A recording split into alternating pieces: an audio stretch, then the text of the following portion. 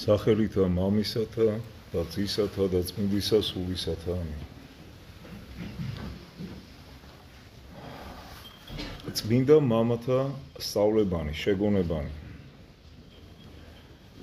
წმინდა მღვდელმონოზონი ალექსი ბერი შუშანია. როდესაც შენ ქშიან, წყურიან, ავადა ხარ, წუხარე ხარ, შიშველი ხარ, ღარიბი ხარ და რაიმე უბედურებათა შინა ჩავარდნილი ხარ, მაშინ რასა გრძნობ და ვითარი მწუხარება გაქვს და რამდენად გიღირს გამოხსნა და შეწევნა. აი ესეთი აქვს შენს ძმას საჭიროება შეწევნისა, როდესაც ზემოთქმული გაჭიროებაში ჩავარდნილია. მოწყალე კაცის გული მწუხარია, როცა ტანჯული ძმისათვის არ აქვს ღონე საშველისა და ესე მწუხარება შეწირულ არს ღმრთისა ვითარცა საქმე. როცა არ გვაქვს ჩვენ საშუალება რაიმეთი დავეხმაროთ ადამიანს, თუნდაც ის განწყობა გულის ტკივილი რომ გვაქვს, გვინდა დავეხმაროთ და არ გვაქვს საშუალება, აი ეს გულის ტკივილიც კი შეწირული იქნება უფლის მიერ. მოწყალების მადლი ისეთი ძლიერია, რომ ავიწყებს კაცს თავის სიამოვნებას, რათა ჭირი მოყვასისა აღამსუბუქოს. კაცი, რომელიც არ ებრძვის თავის უწესო თვისებებს, სიბრძნისაგან ყოვლად ცარიელი არის და ცხოვრება მისი ამაო არის.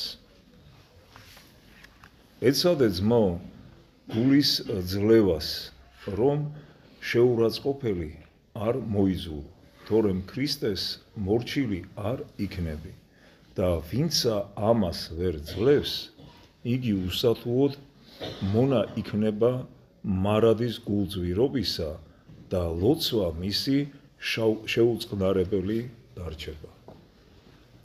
ჩვენც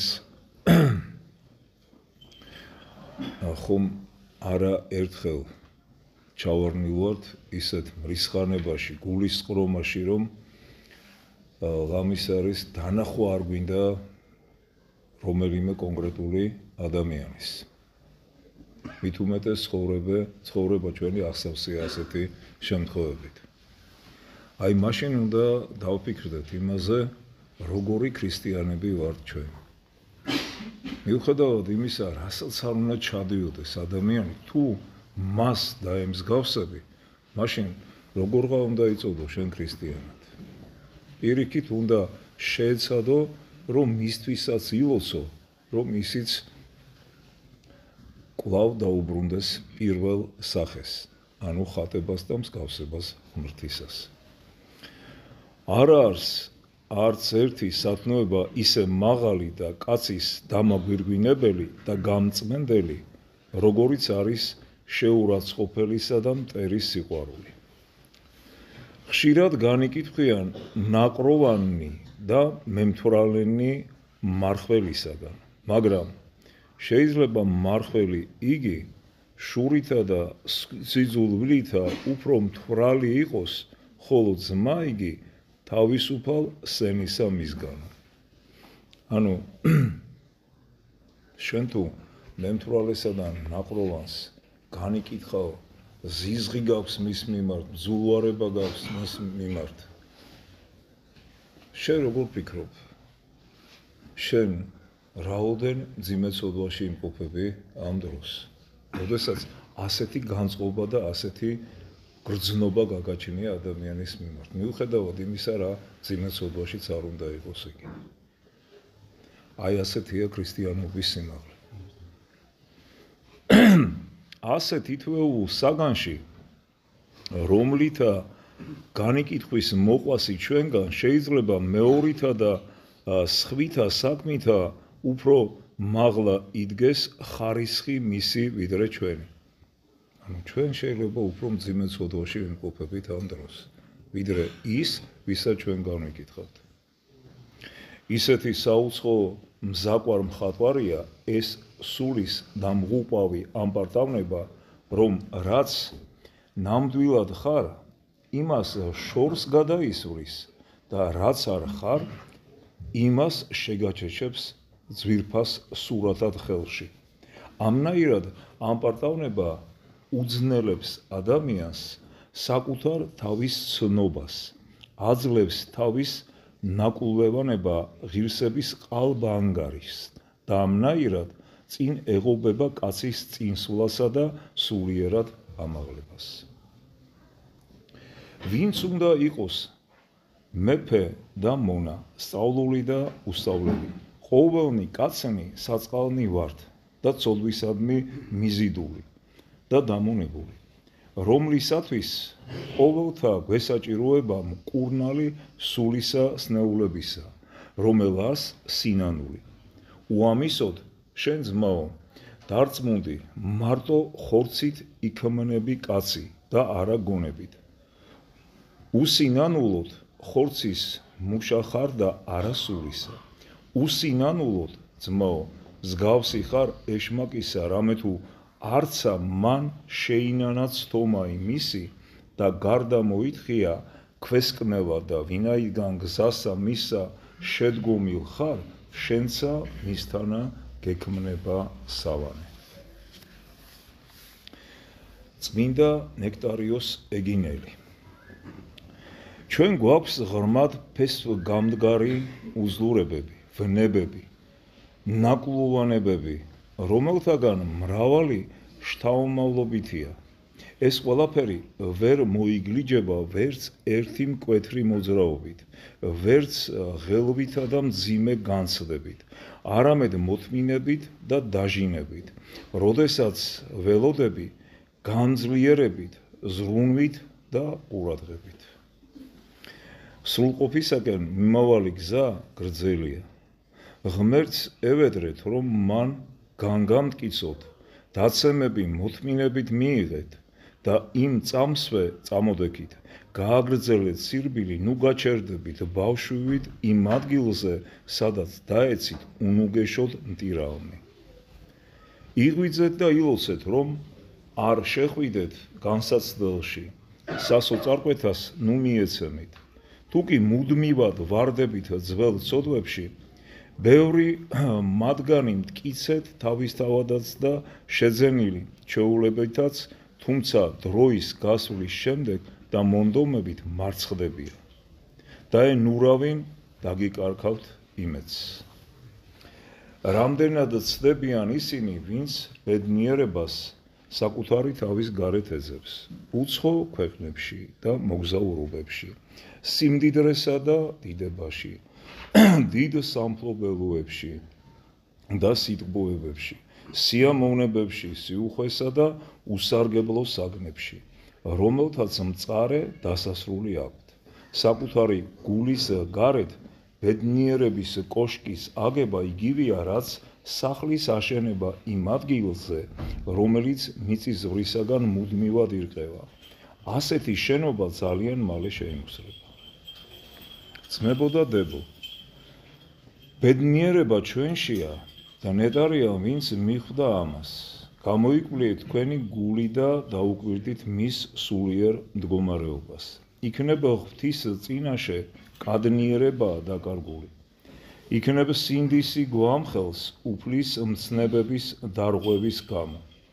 იქნებ ის გვამხელს უსამართლობებისა, სიცრუისა, ღმრთისა და მოყვასის წინაშე მოვალეობების შეუსრულებლობის გამო. გამოიძიეთ, იქნებ ბოროტებამ და ვნებებმა აავსეს თქვენი გული. იქნებ ის მრუდე და გაუვალი გზებისაკენ მიიდრიგა.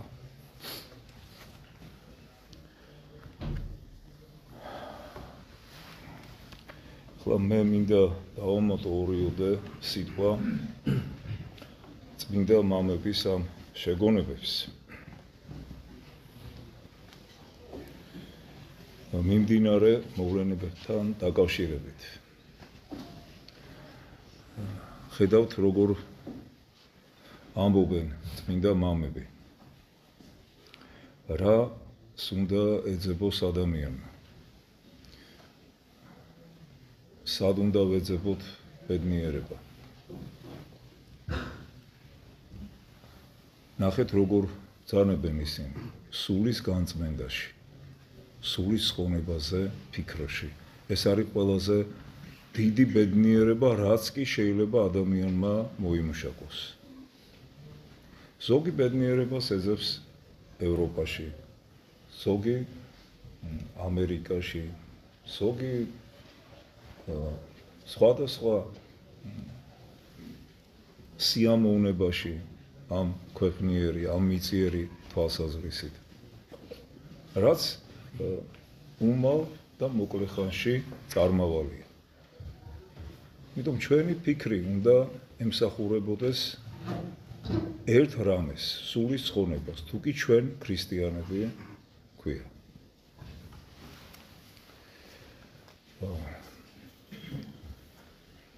მიუხედავად იმისა, რომ არაერთი სიტყვა ითქვა მიმდინარე მოვლენებთან დაკავშირებით, თუნდაც ამ ამბიონიდან, თუნდაც სხვადასხვა მოძღვრის მიერ, თუნდაც საპატრიარქოს არაერთი განცხადების სახით, მაინც მოდიან ადამიანები და გვეკითხებიან, რომ რა ვქნათ, როგორ მოიქცეთ. გვეუბნებიან, რომ იქ გამოდით, გვაიძულებენ, გვეჩხუბებიან. იგულისხმება პარლამენტის წინ აქციები. ამასთან დაკავშირებით კიდევ ერთხელ მინდა აღნიშნო.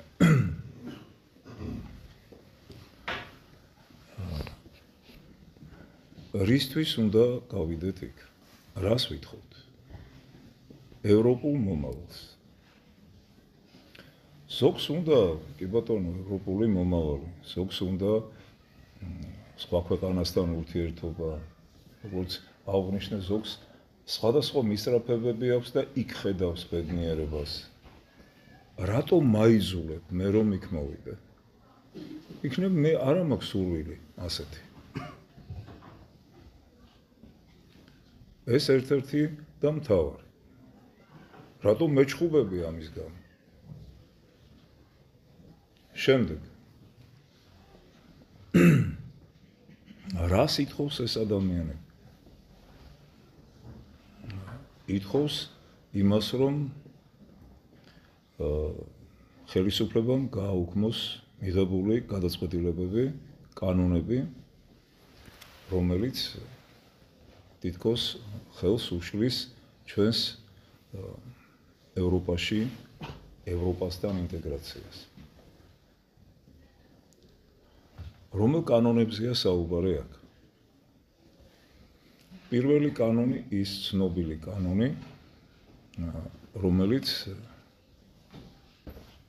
ქვეყნის შიდა საქმეებში უცხო ქვეყნების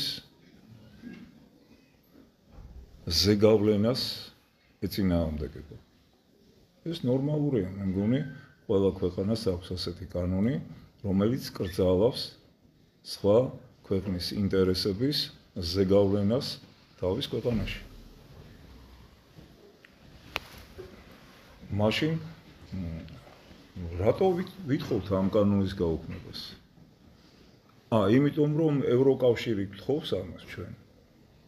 ამერიკელები გვაიძულებენ გააუქმეთ ეს კანონი, რომელიც თვითონ აქვთ. რას ნიშნავს ამ კანონის გაუქმება? და სხვადასხვა იმ კანონების გაუქმება, რომელსაც ევროკავშირი ითხოვს. ეს ნიშნავს იმას, რომ ჩვენ დამოუკიდებელი ქვეყანა არ ვართ. ამის შესანიშნავი მაგალითი იყო ბალტიისპირელი ერთ-ერთი მაღალ ჩინოსნის, კერძოდ ლიტველი სახელმწიფო მოხელის ლანდსბერგისის სიტყვები, რომელიც მან საქართველოში წარმოთქვა, როდესაც ის შეეხო ევროკავშირის მოთხოვნებს ჩვენს ქვეყანასთან მიმართებაში. მან თქვა, რომ რა გიკვირთო? თუ გინდათ ევროკავშირში შემოსვლა, უარი უნდა თქვათ თქვენს თვითმყოფადობაზე, თქვენს იდენტობაზე. ჩვენ ასე მოვიქეციო, ჩვენ უარი ვთქვითო ჩვენს იდენტობაზე, ჩვენს თვითმყოფადობაზე და შევედით ევროკავშირში. თქვენც ასე უნდა მოიცოთ. ანუ ის ხალხი დღეს ვინც ახლა პარლამენტთან არის გასული, აი სწორედ ამას ითხოვს. ითხოვს საკუთარი ეროვნული ინტერესების დათმობას, საკუთარი თვითმყოფადობის დათმობას და ჩვენ გვეუბნებიან, რომ გამოდით შემოგვიერთდით აქ. მეორე საკითხი კიდევ რაც შეეხება კანონს, რომელიც კრძალავს LGBT პროპაგანდას. გვეუბნებიან, რომ გააუქმეთ ეს კანონი, რომ მიგიღოთ ევროკავშირში. ესე იგი ჩვენ რა უნდა დავთანხმდეთ ამაზე და ნორმად ვაქციოთ ჩვენთან მამათ მავლობა, დედათ მავლობა, სოდომის სოდვა, ბავშვები სქესს რომ ირჩევენ 5-6 წლის ასაკში და ასე შემდეგ და ასე შემდეგ. ესე იგი ამიტომ უნდა გავიდეთ იქ რომ ეს მოვითხოვოთ რომ ნორმად იქცეს სოდომის სოდვა ჩვენს ქვეყანაში და ჩვენ გვეუბნებით რომ გამოდით და შემოგვიერთდითო? მაშინ ბარემ კაბები ჩაიცვით კაცებმა საცხი ტუჩებზე და LGBT დროშა დაიკავეთ. რომ კარგად გაანგასხოვოთ ხალხმა, ვინ ხართ და რა სიტყვით. აი ამას სიტყვით. რომ ისინი ამას გვეუბნებიან, გააუქმეთ ეს კანონია. და ჩვენ გვაიძულებთ რომ შემოგიერთდეთ? ასეთი ბედნიერება გინდათ ევროპაში? მე არ მინდა. და ზოგიერთი ამბობს რომ იცით მე სიყვარულით გეუბნებ უკვე მოდი გულწრფელები ვიყოთ. როცა ასე ძალადობენ ჩემს ნებაზე მე ჯერ ისეთ სიმაღლეზე ქრისტიანობის მე პირადად არ მიმიღწევია რომ მიყვარდეს ესეთი ადამიანი. როცა უკვე ჩემს პირადულს კი არ ეხებიან მარტო ჩემი ქვეყნის, ჩემი ხალხის, ჩემი ეკლესიის წევრების პირადულს ეხებიან უკვე. მთლიანად საზოგადოების რუის ურბნისის კრების ზეგლის წერამ პირდაპირ გამოაცხადა სოდომის სოდვა უმძიმეს სოდვად. უმძიმეს სოდვად და ეს ხდებოდა სწორედ დავით აღმაშენებლის ძალიან დიდი ძალისხმევით, მეფის. ანუ ერი და ეკლესია ერთიანი იყვნენ ამ პოზიციაში. ასეა ეხლაც. და ეხლა ჩვენ გვეუბნებით რომ ვიღაცები ის ადამიანები რომ გადავაგდოთ ეს ხელისუფლება, იმიტომ რომ მოვიდეს ისეთი ხელისუფლება, რომელიც აი ამ ნორმებს, ანუ ეროვნულ თვითმყოფადობას უგულებელსყოფს და გააუქმებს და სოდომის სოდვას დააკანონებს. და ჩვენ გვეპატიჟებით რომ იქ მოვიდეთ და კიდევ ვერ გაიგეთ რომ თქვენს უნდა გამოხვიდეთ იქიდან, რადგანაც უკვე ნაწილი ჩვენთან აღარ გექნებათ. ჩვენთან მართლმადიდებლებთან და ქართველებთან. ჩვენთვის უცხოა ეს. ასეთი ევროპა ჩვენ არ გვინდა. ბედნიერება ვეძებოთ რწმენაში და სამშობლოს სიყვარულში. მერთმა დაგლოცოთ და გაგეთ.